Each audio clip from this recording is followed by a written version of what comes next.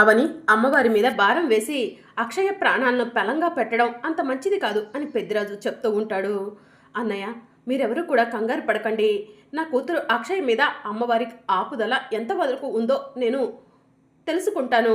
నా కూతురు అక్షయ్కు ఏమీ కాదు, కాసేపట్లో స్పృహలోకి వస్తుంది అని అవని కుటుంబ సభ్యులందరికీ కూడా చెప్తూ ఉంటుంది. అసలు అక్షయ మనకు చెప్పకుండా ఇంత రాత్రి సమయంలో ఆ కోట దగ్గరికి ఎందుకు వెళ్ళిందమ్మా అని చెప్పి ప్రసాదరావు అడుగుతూ ఉంటాడు. తల్లి పడుతున్న కష్టం చూస్తుంది కదా, తల్లికి ఎంతో కొంత సహాయం చేద్దాం అనుకుందేమో, అందుకే వెళ్ళినట్టుంది అని పెద్దిరాజు చెప్తూ ఉంటాడు. కోటలో ఉన్న దుష్టశక్తి చాలా పవర్ఫుల్ అని చెప్తున్నారు. ఈ పిల్ల పిచ్చుక ఆ దుష్టశక్తిని ఎదుర్కోగలదనే వెళ్తుందా అని చెప్పి వసంత అంటూ ఉంటుంది. నా కూతురు ఎవరినైనా ఎదుర్కొంటుంది అని చెప్పి అవని అంటుంది. బాగుంది, తల్లిని పిల్ల మాట పడనివ్వదు, పిల్ల తల్లిని మాట పడనివ్వదు అని చెప్పి నిహారిక అంటుంది. అప్పుడే చిలకమ్మ అరుపులు వినిపిస్తూ ఉంటాయి. చిలకమ్మ వచ్చినట్టుంది. చిలకమ్మ అక్షయ్కు సంబంధించి ఏదైనా ఇన్ఫర్మేషన్ ఇస్తుందేమో, పదండి వెళ్దాం అని చెప్పి అవని అంటుంది.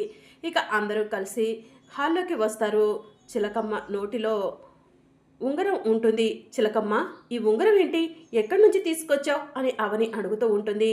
ఇక చిలకమ్మ ఆ ఉంగరం తీసుకొచ్చి ప్రసాదరావు చేతిలో పెడుతుంది.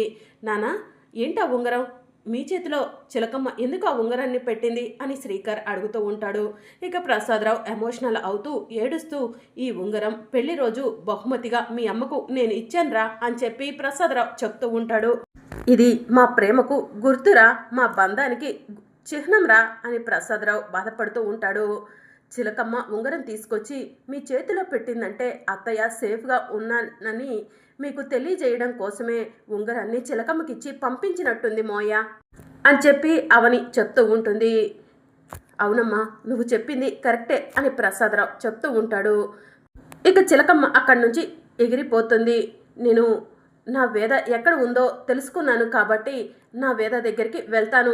ఇన్ని రోజులు నా వేద ఎక్కడుందో నాకు తెలియదు కాబట్టి నేను ఇక్కడే చేతకాని వాళ్ళగా కూర్చున్నాను. కానీ ఇప్పుడు నా వేద ఆ కోటలో ఉందని చిలకమ్మ సహాయంతో నాకు తెలిసిపోయింది. నా వేద తన గురించి తెలుసుకోవాలనే ఈ ఉంగరాన్ని పంపించింది. నా వేద దగ్గరికి నేను వెళ్తాను అని ప్రసాదరావు కోట దగ్గరికి వెళ్ళబోతూ ఉండగా, మావయ్య ఆగండి, అక్కడికి వెళ్తే ప్రాణాపాయం ఉందని తెలుసు కదా అని చెప్పి అవని అంటుంది. రిపోర్టర్లు అక్కడికి వెళ్ళి ఏమైపోయారో మీకు తెలుసు. రిపోర్టర్ల చావు వెనుక ఎన్నో రహస్యాలు ఉన్నాయి. అవన్నీ నేను తెలుసుకునే ప్రయత్నం చేస్తూనే ఉన్నాను. దానికి సంబంధించి ఇంకా క్లియర్ ఇన్ఫర్మేషన్ మన దగ్గరకు రాలేదు. అలాంటి సమయంలో మీరు కోట దగ్గరకు వెళ్ళటం కరెక్ట్ కాదు మోయ అని చెప్పి అవని అంటుంది. అవును నాన్న, కోటలోకి ఎప్పుడు ఏ సమయంలో వెళ్ళాలి అన్న ప్రణాళికలు అవనికి నాకు తెలుసు. మీరు దయచేసి అలాంటి సాహసం చేయకండి అని చెప్పి శ్రీకర్ అంటాడు. అవును మోయ, తండ్రి లాంటి మిమ్మల్ని కోల్పోవడానికి మేము సిద్ధంగా లేము అని చెప్పి అవని అంటుంది. నాన్న, ఇన్ని రోజులు ఆగారు. పెళ్లి రోజు కల్లా అవని అమ్మను బయటికి తీసుకొస్తానని చెప్పింది కదా, ఈ 4 రోజులు ఆగండి అని చెప్పి కృష్ణబాబు చెప్తూ ఉంటాడు. నాకైతే నమ్మకం లేదు అని నిహారిక అంటుంది. ఒకవేళ నేను అత్తయ్య మామయ్య పెళ్లి రోజు కల్లా అత్తయ్యను కోటలో నుంచి బయటకు తీసుకురాలేకపోతే నేను నా ప్రాణాన్ని మీ కళ్ళ ముందే వదిలేస్తాను అని చెప్పి అవని అంటుంది. ఇక మరోవైపు వేదవతి జరిగిందంతా కూడా గుర్తు చేసుకుంటూ ఉంటుంది. నాగమ్మ, చిలకమ్మ, నేను ఇక్కడున్నానన్న విషయం మా వాళ్లకు చెప్పడానికి మీకు మాటలు రావు కదా. నేను ఇక్కడ ఉన్నానన్న విషయం మా వాళ్ళకు తెలియాలంటే ఇదిగోండి నా ఉంగరం, ఈ ఉంగరం తీసుకెళ్ళి మా వాళ్ళకు అప్పచెప్పండి అని చెప్పి వేదవతి ఉంగరాన్ని చిలకమ్మకిచ్చి పంపిస్తుంది. ఇదంతా కూడా వేదవతి గుర్తు చేసుకుంటూ ఉంటుంది. ఈ పాటికే మా వాళ్లకు నేను కోటలో ఉన్నానన్న విషయం తెలిసి ఉంటుంది, నా కోసం ఖచ్చితంగా వస్తారు అని చెప్పి వేదవతి మనసులో అనుకుంటూ ఉంటుంది. మరోవైపు అక్షయ స్పృహలోకి వచ్చి అమ్మా అమ్మా అని పిలుస్తూ ఉంటుంది. అక్షయ స్పృహలోకి వచ్చింది. పదండి మోయ వెళ్దాం అని చెప్పి అవని అంటూ ఉంటుంది. అందరూ కలిసి అక్షయ్ దగ్గరకు వస్తారు. అవని అక్షయ్ను చూసి అక్షయ్ను హగ్ చేసుకొని ఏడుస్తూ ఉంటుంది. అక్షయ, నీకు ఇప్పుడు ఎలా ఉంది? హాస్పిటల్కి ఏమైనా వెళ్దామా అని ప్రసాదరావు అడుగుతూ ఉంటాడు. ఏం వద్దులేండి తాతయ్య, నాకు బాగానే ఉంది అని చెప్పి అక్షయ్ చెప్తూ ఉంటుంది. అంతరాత్రి సమయంలో నువ్వు కోట దగ్గరికి ఎందుకు వెళ్ళావమ్మా అని శ్రీకర్ అడుగుతూ ఉంటాడు. మీరు అమ్మ, తాతయ్య, నానమ్మ కోసం ఎంత బాధపడుతున్నారో చూస్తున్నాను కదా. మీ అందరి బాధను తీర్చడం కోసం చిలకమ్మ నాగమ్మల సహాయంతో కోటలోకి వెళ్దామనుకున్నాను. వసీకర కోటలోనే ఉంది. నన్ను ఎత్తుకుపోవాలని ప్రయత్నం చేసింది. నేను సడన్గా కళ్ళు తిరిగి పడిపోయాను. ఆ తరువాత ఏం జరిగిందో తెలీదు. చిలకమ్మ నాగమ్మ కోటలోకి వెళ్ళారు అని అక్షయ కుటుంబ సభ్యులందరికీ చెప్తూ ఉంటుంది. చిలకమ్మ కోటలో ఉన్న మీ నాయనమ్మ దగ్గర నుంచి ఉంగరం తీసుకొచ్చిందమ్మా. మీ నాయనమ్మ కోటలోనే ఉంది అని చెప్పి అవని అంటుంది. నీ నమ్మకం నిజమేనమ్మా, వసీకరే కోటలో ఉంది అని చెప్పి అక్షయ చెప్తూ ఉంటుంది. అవని, నువ్వు నమ్మినవన్నీ నిజాలే అవుతున్నాయి అని చెప్పి శ్రీకర్ అంటాడు. ఒక ప్రణాళిక ప్రకారం కోట దగ్గరికి వెళ్దాము, కోటలో ఉన్న అత్తయ్యను ముక్కు పుడకను బయటికి తీసుకొద్దాము అని చెప్పి అవని అంటుంది. ఇక మరోవైపు రావి చెట్టు అంతా కూడా నలుపు రంగులోకి మారుతుందని ఊరి ప్రజలంతా కూడా రావి చెట్టు దగ్గరకు వెళ్తారు. అప్పుడు పల్లెటూరి వాళ్ళు, బ్రహ్మంగారు చెప్పినట్టు, మన స్వామీజీ చెప్పినట్టు అన్నీ జరుగుతున్నాయి. నిన్ననేమో పట్టపగలే చీకటి కమ్ముకొచ్చేసింది. మా పొలాల దగ్గర అయితే నిప్పుల వర్షం కురిసింది. రావి చెట్టు 2 కాళ్ళు నలుపు రంగులోకి మారిపోయాయి. ఇంకా ఒక్క కాలు మాత్రమే ఉంది. ఆ ఒక్క కాలు కూడా నలుపు రంగులోకి మారిపోతే ఊరంతా కూడా శవాల దెబ్బవుతుందని స్వామీజీ చెప్పారు. ఈ పాటికి వేదవతి గారు ఉండుంటే ఈ సమస్యకు ఏదో ఒక పరిష్కారం చూపించేవాళ్ళు. వేదవతి గారి లేకుండా ఈ ఊరిలో ఇన్ని రోజులు సమస్యతో పోరాటం ఇదే మొదటిసారి అని పల్లెటూరి ప్రజలంతా కూడా బాధపడుతూ ఉంటారు.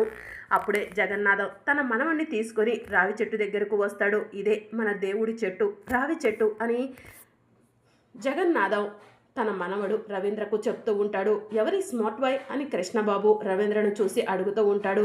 నా ఒక్కగానొక్క మనవడు, నా వంశంలో మిగిలింది వీడొక్కడే అని చెప్పి జగన్నాథం చెప్తూ ఉంటాడు. అయితే మంచి అమ్మాయిని చూసి వెంటనే పెళ్లి చేసేయండి, మీ వంశ వృక్షం ఎదుగుతుంది అని కృష్ణబాబు అంటాడు. ఆ పనిలోనే ఉన్నాను అని చెప్పి జగన్నాథం చెప్తూ ఉంటాడు. అయినా సిటీలో జాబ్ చేసుకుంటూ ఉండక ప్రాణాలు గుప్పెట్లో పెట్టుకున్న బ్రతుకుతున్న ఈ ఊరికి మీరెందుకు వచ్చారు అని చెప్పి నిహారిక అడుగుతూ ఉంటుంది. మనందరిది ఊరి సమస్యకు ఏదో ఒక పరిష్కారం నా వంతు చూపిద్దామని ఇక్కడికి వచ్చాను అని చెప్పి రవీంద్ర చెప్తూ ఉంటాడు. ఊరి సమస్యకు పరిష్కారం చూపించడానికి అవని ఉంది. అవని ఒక్కటే ఊరి సమస్యకు పరిష్కారం చూపించగలదు అని మాయ రవీంద్రతో చెప్తూ ఉంటుంది.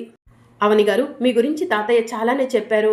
మీరు మీ కూతుర్ని పణంగా పెట్టి ఈ ఊరి సమస్యను తీర్చాలనుకుంటున్నారంట కదా, మీకు ఎప్పటికీ పేరు ప్రఖ్యాతలు ఉంటాయి అని రవీంద్ర అంటాడు. అవని ఎప్పుడూ కూడా పేరు ప్రఖ్యాతల కోసం ఎలాంటి పని చేయలేదు, నా అనుకొని మాత్రమే చేస్తుంది అని శ్రీకర్ అంటూ ఉంటాడు. ఎనీవే అవని గారు, మీకు ఎలాంటి సహాయం కావాలన్నా నేను మీకు తోడుగా ఉండి సహాయం చేస్తాను అని రవీంద్ర చెప్తూ ఉంటాడు. అవని ఎలాంటి సమస్యనైనా కూడా సింగిల్గా హ్యాండిల్ చేస్తుంది, ఎవరి అవసరం ఉండదు అని పెద్దరాజు చెప్తాడు. అలా అంటావేంటి బాబా, ఎప్పుడు ఎవరికి ఎలాంటి సమస్య వస్తుందో చెప్పలేము, ఎవరి సహాయం అవసరం వస్తుందో కూడా చెప్పలేము అని శ్రీకర్ అంటూ ఉంటాడు. అప్పుడే ఒక్కసారిగా రావి చెట్టు ఊగుతూ ఉంటుంది. జగన్నాథం ఊరి వాళ్ళు అదంతా చూసి వీలైనంత తొందరగా ముక్కు పుడకను కోటలో నుంచి బయటకు తీసుకురావాలి, లేదంటే ఊరికి పెద్ద ప్రమాదమే ముంచుకొచ్చేలా ఉంది అని చెప్పి జగన్నాథం అవనితో చెప్తూ ఉంటాడు. మీరెవరు కంగారు పడకండి, అత్తయ్యను ముక్కు పుడకను కోటలో నుంచి నేను బయటికి తీసుకొస్తాను అని చెప్పి అవని భరోసా ఇస్తుంది. మరోవైపు ప్రసాదరావు ఒంటరిగా కూర్చొని వేదవతి ఉంగరాన్ని చూసుకుంటూ బాధపడుతూ ఉంటాడు. నాన్న, ఎంతసేపైనా ఆ ఉంగరాన్ని చూసి బాధపడతారు, తీసుకెళ్లి లోపల పెట్టండి అని కృష్ణబాబు అంటాడు. అవును నాన్న, బాధపడే వస్తువులు కళ్ళ ముందు ఉండటం కన్నా కూడా లోపలే ఉండటం కరెక్ట్ అని చెప్పి వసంత్ అంటుంది. నా వేద నేను ఎన్ని మాటలు అనుకున్నా కూడా ఇప్పుడు నా వేద కనిపించట్లేదంటే నాకు చాలా బాధగా ఉంది. వేద ఎలాగూ నా కళ్ళ ముందు లేదు, కనీసం వేద ఉంగరాన్నైనా చూసుకొని వేదాన్ని చూసుకున్నట్టుగా ఫీల్ అవుతాను అని చెప్పి ప్రసాదరావు అంటాడు. మావయ్య, మీరు ఇలా బాధపడకండి, మీ పెళ్లి రోజు కల్లా అత్తయ్య మీ కళ్ళ ముందు తిరిగేలా చేస్తాను అని చెప్పి అవని అంటూ ఉంటుంది. అవును తాతయ్య, మీరు కంగారు పడకండి, అమ్మ మాట ఇచ్చిందంటే మాట మీద నిలబడుతుంది అని చెప్పి అక్షయ్ అంటుంది. అయినా పెళ్ళై ఇన్ని సంవత్సరాలు అవుతున్నా మీరు అమ్మ గురించి ఇలా బాధపడటం ఏం బాలేదు నాన్న అని కృష్ణబాబు అంటారు. హలో కృష్ణబాబు గారు, మీ భార్య నిహారికకు నీకు పెళ్లి బంధం అంటే చులకనే, కానీ అందరి దృష్టిలో అలా కాదు అని చెప్పి పెద్దిరాజు చెప్తూ ఉంటాడు. కరెక్ట్గా చెప్పారు మోయ్య, నేను వేదాలలో చదువుకున్న దాని ప్రకారం 3 ముళ్ళు వేయటం వెనుక పరమార్థం ఏంటంటే పెళ్ళికి ముందు ఉండే ప్రతి బంధాన్ని పెళ్ళైన తరువాత నాలో నువ్వు చూసుకుందువు అని. మొదటి ముడిని మగాడు వేస్తాడంట అని అక్షయ కుటుంబ సభ్యులందరి ముందు పెళ్లి బరందం గురించి గొప్పగా చెప్తూ ఉంటుంది. రేపు రాబోయే అప్కమింగ్ ఎపిసోడ్లో ప్రసాదరావు సడన్గా నిద్ర లేచి ఏది ఏమైనా పర్వాలేదు, నేను నా వేద దగ్గరికి వెళ్తాను అని చెప్పి అంటూ ఉంటాడు. వద్దు తాతయ్య, మీరు అక్కడికి వెళ్తే చచ్చిపోతారు అని చెప్పి అక్షయ్ అంటుంది. నా వేద చచ్చిపోయినట్టు నాకు కలొచ్చింది, నేను నా వేద దగ్గరికి వెళ్తాను. చస్తే ఇద్దరం కలిసే చస్తాము, బ్రతికితే ఇద్దరం కలిసే బ్రతుకుతాము. నా వేదకి నేను దూరంగా ఉండలేవను, నన్ను వెళ్ళనివ్వండి అని చెప్పి ప్రసాదరావు ఏడుస్తూ అక్కడి నుంచి వెళ్ళిపోబోతూ ఉండగా అవని వెళ్ళి ప్రసాదరావు చేతిని పట్టుకొని, మావయ్య ప్లీజ్ మావయ్య, అత్తయ్య నేను కాపాడి తీసుకొస్తాను, దయచేసి మీరు నా మాట వినండి అని చెప్పి ఏడుస్తూ ఉంటుంది. మరోవైపు వసీకర అటు ఇటు తిరుగుతూ ఉంటుంది. ఇక అవని శ్రీకర్ ఇద్దరు కూడా రూమ్లోకి వెళ్తారు. మ్యాప్ చూస్తూ ఉంటారు.